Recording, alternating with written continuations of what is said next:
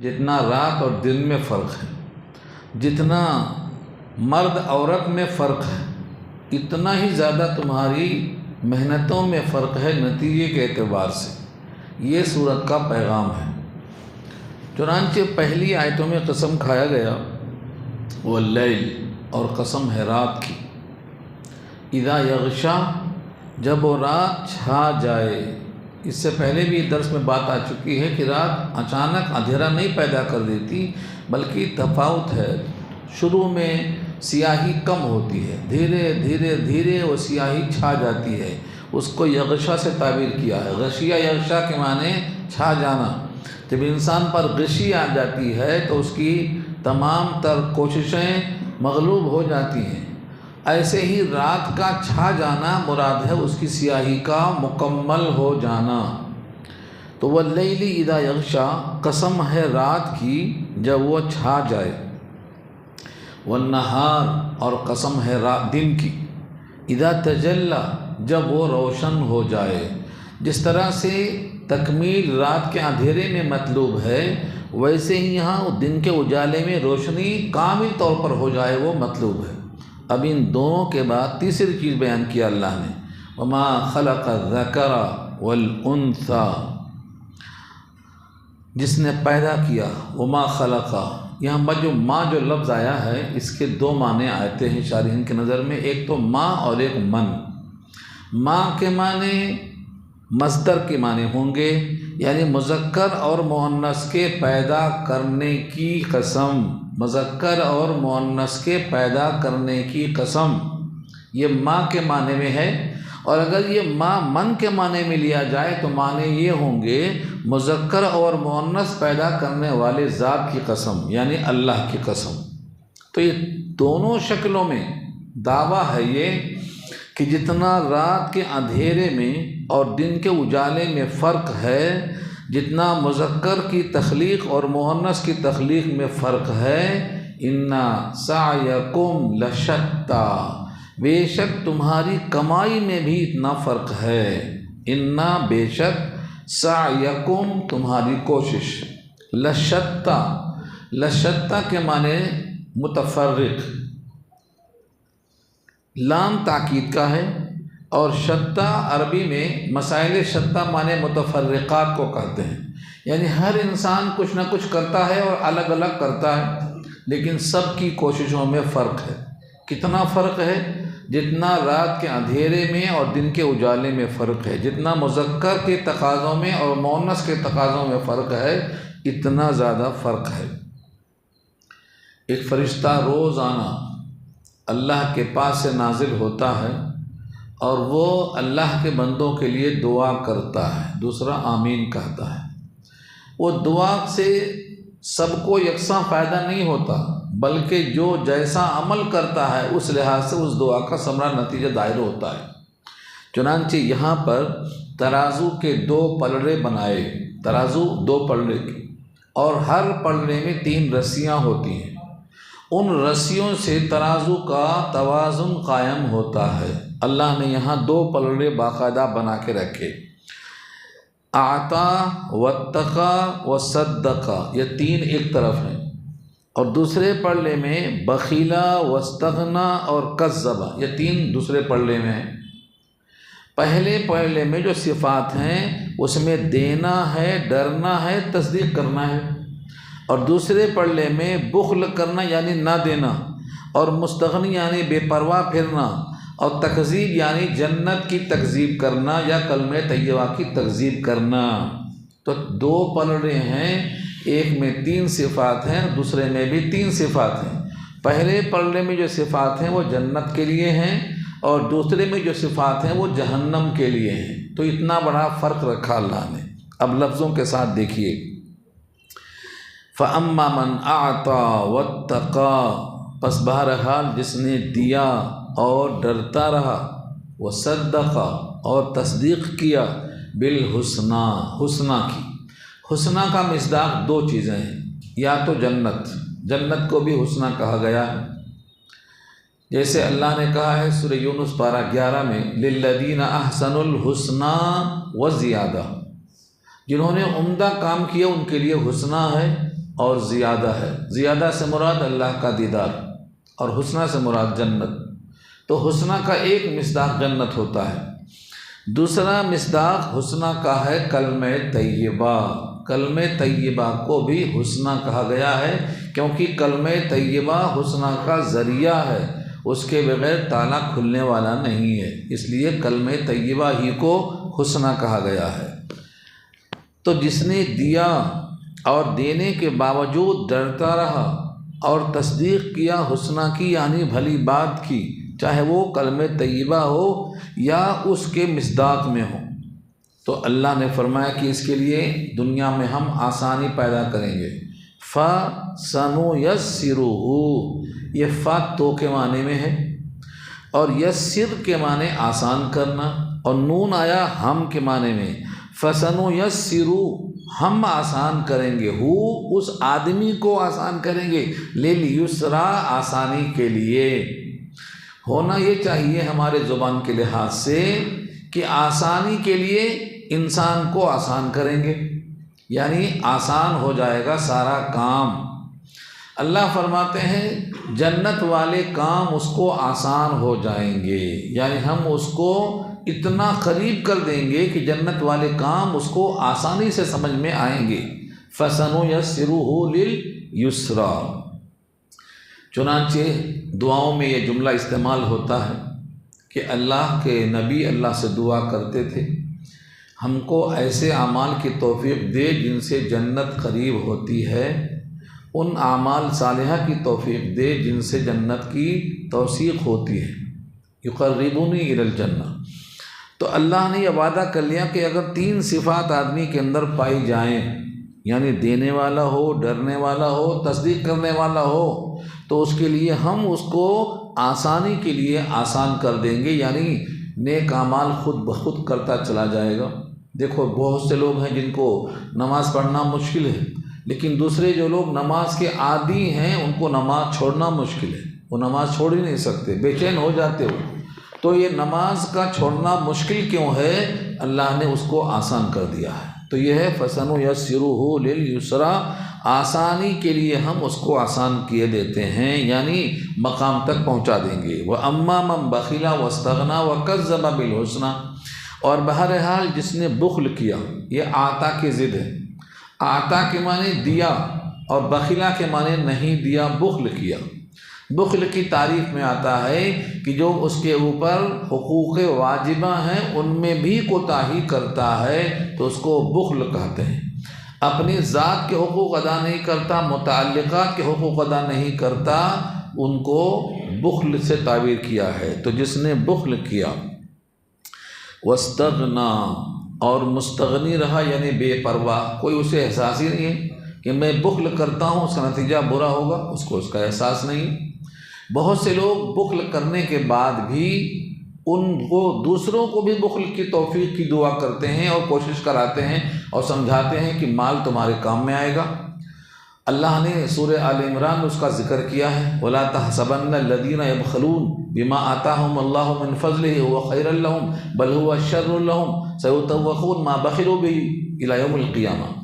تو اس آیت میں کہا گیا ہے کہ جو بخل کرتے ہیں وہ یہ گمان نہ کریں کہ بخل کرنا ان کے حق میں بہتر ہوگا، بلکہ ان کے حق میں وہ شر ہوگا۔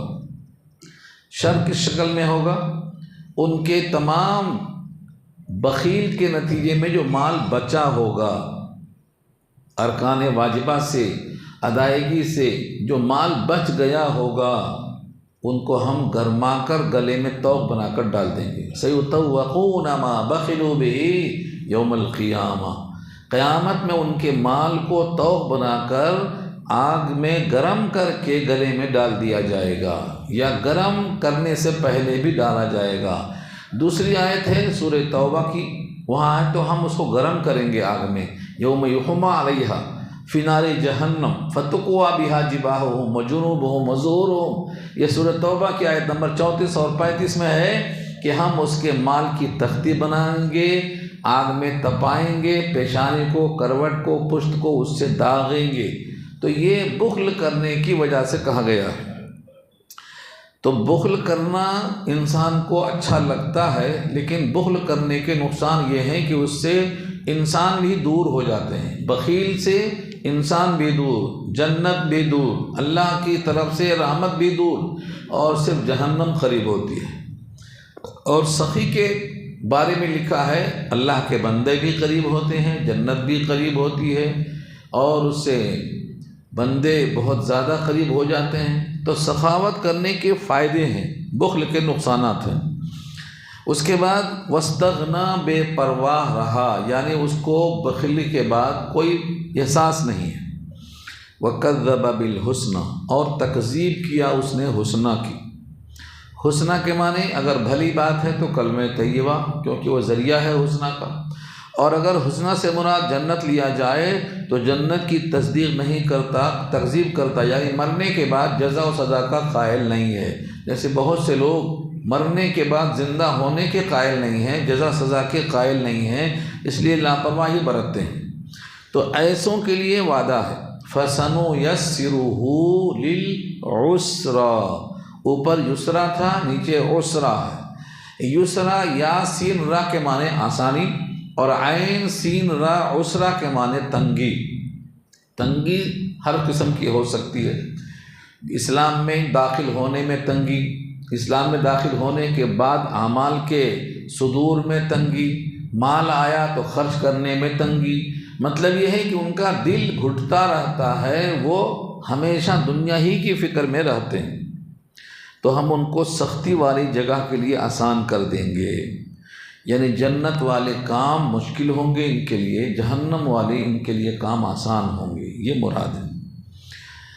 اس کے بعد سب سے اہم جملہ جو اس صورت کا آ رہا ہے بخیل کے ساتھ، خاص طور سے کہ جس مال میں یہ بخل کرتا رہا کہ یہ میرے کام میں آئے گا، وہ مال کام میں نہیں آئے گا، یہ دعویٰ کیا گیا ہے۔ یہ آیت نمبر 11 میں دیکھیے، فرمایا وَمَا يُغْنِي عَنْهُ مَالُهُ، اس کا مال اس کے کام نہیں آئے گا، اذا تردّا، جب وہ ردی کی ٹوکری میں پھینکا جائے گا۔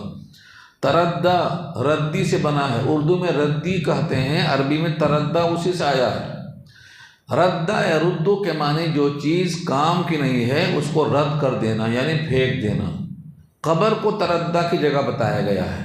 اگر وہ انسان خسیس طبیعت کا ہے، جن کا ذکر آیا اوپر کے صفات میں، تو اس کے لیے قبر کا گڑھا کیا ہے؟ ردی کی ٹوکری ہے۔ جیسے حدیث میں آتا ہے اگر مومن ہے تو روضۃ من ریاض الجنہ ہے، جنت کے باغوں میں سے ایک باغ ہے، اور اگر وہ بخیل ہے، فاسق ہے، فاجر ہے، کافر ہے، مشرک ہے، تو اس کے لیے وہ نار ہے، نار، حفرہ کے معنی گڑھا، جہنم کی آگ کا ایک گڑھا ہے۔ اس لیے یہاں پر کہا گیا کہ اس وقت جب اس کو ڈالا جائے گا اس گڑھے میں تو اس کا مال کام میں نہیں آئے گا، جس مال پہ انسان کوشش کر رہا ہے۔ اور یہی جملہ آپ کو پیچھے گزر چکا ہے سورہ لہب میں۔ سورہ لہب میں کیا ہے؟ ابو لہب کا مال اور اس کی اولاد اس کے کام میں نہیں آئی، کیونکہ وہ بھی مال پہ اتراتا تھا اور اپنے اولاد پہ اتراتا تھا، لیکن جب اس کو گڑھے میں ڈالا گیا تو وہاں بھی ہے ما اغنا عنہ مالہ وما کسب، کیونکہ ماضی ہے، گزر چکا اس کا حال، ما اغنا ہے۔ یہاں مستقبل ہے وما یغنی، اسی اغنا کا یغنی مستعمل کیا اللہ نے یہاں پر، کام میں نہیں آئے گا، کام نہیں آئے گا اس کا مال جب وہ ردی کی ٹوکری میں پھینکا جائے گا، اس کے لیے وہ جنت کا باغ نہیں ہوگا، اس کے لیے وہ ردی کی ٹوکری ہے۔ یہاں سے ترغیبی پہلو شروع ہوتا ہے، انا علینا للہدا وَإِنَّ لَنَا لَلْآخِرَةَ وَالْأُولَى۔ آیت نمبر 12 اور 13 میں دو ترغیب کی بات ہے۔ ایک تو یہ ہے کہ بے شک ہمارے ہی ذمہ ہے البتہ راہ دکھانا، راہ سجھانا۔ انا علینا، انا کے معنی بے شک اور علینا معنی ہمارے ہی ذمہ ہے، للہدا راہ سجھانا۔ چنانچہ ہادی کون ہے؟ اللہ، اللہ کی ذات کو اللہ نے خود کہا ہے، چنانچہ نبی صلی اللہ علیہ وسلم کی دعاؤں میں ہے انت الہادی یا ہادی، انت الہادی، یا ہادی کے معنی آپ ہی ہدایت دے سکتے ہیں جس کو چاہیں، دوسرا کوئی نہیں دے سکتا ہے۔ اور یہ اللہ نے بھی سورہ قصص پارہ 20 میں آیت نمبر 56 میں بھی اعلان کیا ہے، انک لا تہدی من احببت، آپ جس کو چاہیں ہدایت نہیں دے سکتے، بالکل واضح کیا اللہ نے۔ ہاں ولکن اللہ یہدی من یشاء، اللہ جس کو چاہتا ہدایت دیتا ہے، آپ نہیں دے سکتے۔ تو ان تمام آیتوں کا یہاں خلاصہ یہ ہے کہ ہمارے ذمہ ہے ہدایت کرنا، ہم جس کا دل نہ کھولیں کوئی دوسرا کھول نہیں سکتا۔ من یہد اللہ فہو المہتد ومن یضلل فلن تجد لہ ولیا مرشدا، یہ سورہ کہف میں جملہ اسی معنی میں آیا ہے، اللہ جس کو چاہے ہدایت دے دے، اور جس کو وہ ہدایت نہ دے اس کا کوئی مرشد نہیں ہے، اس کا کوئی دل کھولنے والا نہیں ہے۔ اور یہی مضمون سورہ اعراف کے آخر میں آیا ہے، فمن یرید اللہ ان یہدیہ یشرح صدرہ للاسلام ومن یرید ان یضلہ یجعل صدرہ ضیقا حرجا، جس کا دل اللہ تنگ کر دیتے ہیں وہ اسلام میں داخل نہیں ہو سکتا۔ مگر دل تنگ کیوں کرتے ہیں یہ لوگ نہیں جانتے اور اعتراض شروع کر دیتے ہیں۔ دل تنگ ہونے کی وجہ، ہدایت نہ دینے کی وجہ مسلسل نافرمانی، مسلسل بغاوت اور دل پر سیاہ نقطہ، یہاں تک کہ نقطے پر نقطہ پورا دل سیاہ ہو جاتا۔ بلا من کسب سیئۃ واحاطت بہ خطیئتہ فاولئک اصحاب النار، یہ آیت میں واضح کیا اللہ نے۔ جس نے گناہ کمایا، ایک پر دوسرا، دوسرے پر تیسرا، تیسرے پر چوتھا، یہاں تک کہ اس کا دل پورا داغدار ہو گیا، اب اس کے دل میں حق جانے کا راستہ بند ہو گیا۔ اسی کو سمم بکمن عمیون بھی کہا گیا ہے، اور اسی کو سورہ جاثیہ پارہ 25 آیت نمبر 23 میں کہا گیا ہے کہ اللہ نے اس کے دل پر مہر لگا دی ہے۔ وَأَذَلَّهُ اللَّهُ عَلَىٰ عِلْمٍ وَخَتَمَ عَلَىٰ سَمْعِهِ وَقَلْبِهِ وَجَعَلَ عَلَىٰ بَصَرِهِ غِشَاوَةً فَمَن يَهْدِيهِ مِن بَعْدِ اللَّهِ، اب اس کو ہدایت کون دے گا اللہ کے بعد؟ تو قرآن کریم میں جہاں جہاں یہ آیا ہے کہ اللہ کے ذمہ ہدایت ہے، ہدایت اس کو دے گا جو اللہ کے راستے پر ہدایت طلب کرے گا۔ چنانچہ اللہ کا صاف اعلان موجود ہے، یہدی الیہ من اناب، یہدی الیہ من اناب، جو اللہ سے رجوع ہوتا ہے اللہ اسے ہدایت دیتا ہے۔ اسی لیے سورہ فاتحہ میں اہدنا الصراط المستقیم سب کے لیے ہے تاکہ ہدایت اس کو مل جائے۔ کم سے کم اگر بندہ نماز پڑھ لے اور یہ آیت کا شعور کے ساتھ ورد کر لے تو اس کو ہدایت مل جاتی ہے، لیکن یہ توفیق پہلے ملے گی تو ہدایت ضرور ملے گی۔ دوسرا جملہ ہے وَإِنَّ لَنَا لَلْآخِرَةَ وَالْأُولَىٰ، اور بے شک ہمارے لیے ہے، یعنی ہمارے ہاتھ میں ہے، ہماری قدرت میں ہے۔ للآخرہ، لل میں جو لام ہے یہ تاکید کا ہے، البتہ ضرور، آخرت، والاولیٰ اور دنیا، یعنی آخرت اور دنیا مقدم کس کو کیا؟ آخرت کو، اور مؤخر کس کو کیا؟ دنیا کو۔ حالانکہ استعمال میں دنیا مقدم ہے لیکن آخرت کو اللہ نے مقدم کیا اس کی اہمیت کی وجہ سے، اولیٰ کو مؤخر کیا اس کے غیر اہم ہونے کی وجہ سے۔ وَلَلْآخِرَةُ خَيْرٌ لَكَ مِنَ الْأُولَىٰ، اور البتہ آخرت ہمارے لیے ہے اور اولیٰ بھی ہمارے قبضے میں ہے۔